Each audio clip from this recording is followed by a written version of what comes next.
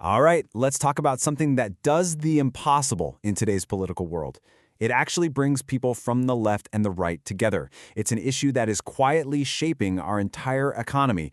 And honestly, once you see it, you just can't unsee it. So let's get into it. You know, in a world that feels more divided than ever, what's the one thing that could possibly get everyone to nod their heads in agreement? Well, the answer might surprise you, and it has everything to do with where your tax dollars are really going.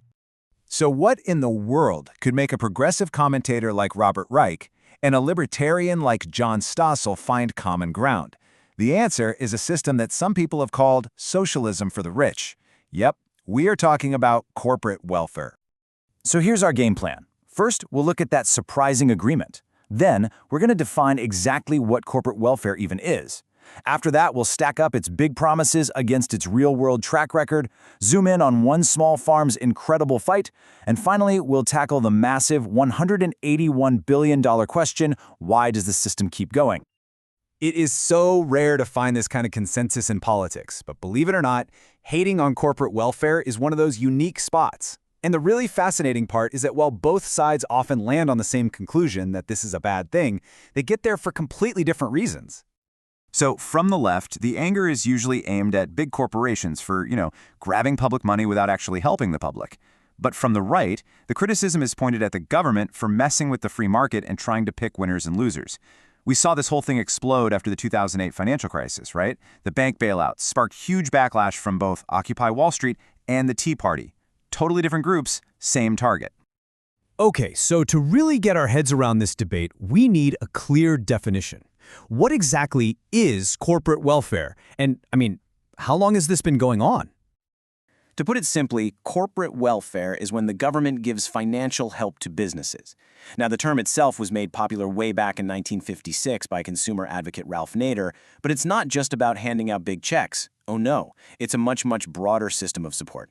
This help comes in all sorts of flavors. It can be straight-up cash grants. It could be tax breaks that let massive companies pay little to no federal income tax. We also see it in those huge bailouts when there's a crisis. And sometimes it's even more subtle, like the government building a new road that, surprise, primarily benefits one company, or giving out exclusive contracts without any bidding. And get this debate is literally as old as the United States. It started with Alexander Hamilton pushing for manufacturing aid way back in 1791. Through the 1800s, the government was subsidizing the railroads, but the modern system really kicked off with Herbert Hoover's huge subsidies in the 1930s, and man, it has only grown from there. So this brings us right to the heart of the issue. These programs are always sold to the public with these grand promises of how they're going to benefit everyone. But what happens when we actually look at the results? This is the classic pitch, right? You've heard it a million times. A politician stands at a podium, announces a big win for the community, promising that if we just give taxpayer money to this huge company, it'll create a waterfall of jobs and prosperity for everybody. But the real question is, does it actually work out that way? This quote, wow, it just captures the whole dynamic perfectly. When IKEA was thinking about opening a store in Memphis, Tennessee, this was the real conversation. It wasn't about finding the best spot, it was about which city was going to offer the sweetest deal, basically forcing communities to bid against each other for the privilege of hosting a giant retailer. So let's break this down. Memphis gave IKEA millions of dollars in property tax breaks. In exchange, IKEA promised 175 jobs, a promise, by the way, they didn't even meet. Now, at the same time, you've got local businesses like King's Furniture, which had been employing local people and paying their full share of taxes for years. They got nothing. In fact, their tax dollars were helping to subsidize their brand new giant competitor. And the result? Less than 2 years after IKEA opened its doors, King's Furniture closed theirs for good. And look, the IKEA story is bad, but it is far from a one-off thing. The list of these high-profile failures is just staggering. Solyndra, that solar company, went bankrupt after getting a $500 million loan guarantee. Fisker Automotive cost taxpayers $139 million. The Crescent Dunes solar project, it failed and literally left a giant pile of junk in the Nevada desert. The list just goes on and on, with taxpayers always being the ones left holding the bag. But hey, it's not all bad news. This system can be challenged. Let's look at this amazing story of a small family farm in Indiana that just decided to fight back. Okay, just imagine this. Jeff Hawkins, a sixth-generation farmer, gets invited to the Indiana state legislature. He's there to talk about his awesome partnership selling his chickens to a local restaurant. He finishes his presentation, he's feeling proud of his work, and then a politician tells him that what he's doing is illegal. So on one side, you have the Hawkins family. And on the other side, a huge, powerful coalition of agricultural lobbies. These big groups had pushed through laws that basically banned their small-scale competition, all disguised as being about health and safety. But the real goal? It was to crush their competition. But the Hawkins family and their restaurant partner, they didn't just give up. They launched a social media campaign with the hashtag #KeepChickenOnTheMenu. And guess what? It worked. The public response was so huge that when people called the representatives' offices, the staffers already knew exactly what it was about. They were picking up the phone like, "Is this about the chicken thing?"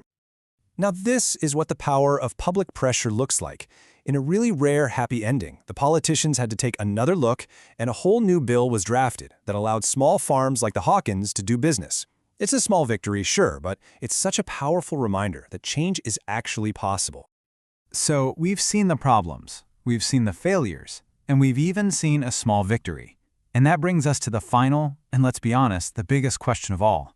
If this system is so obviously flawed and so unpopular, why is it still so widespread?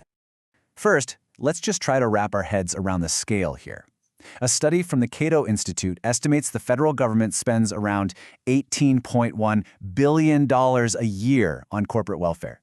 That is an enormous amount of money that could be funding all kinds of essential services, or, just be left in taxpayers' pockets. I mean, the case against this system is pretty clear. First, it's just unfair to small businesses. Second, it's super inefficient. The government has a really bad track record when it comes to picking successful companies. Third, it opens the door to corruption through lobbying and campaign donations. And finally, it directly hurts you and me, the consumers, by raising prices on everyday stuff like food and gas.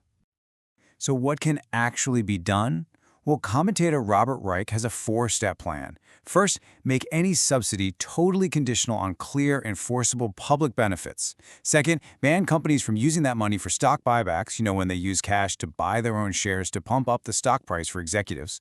Third, actually give regulatory agencies the power to enforce these rules. And finally, the big one, reform campaign finance to try and reduce the influence of big money in politics.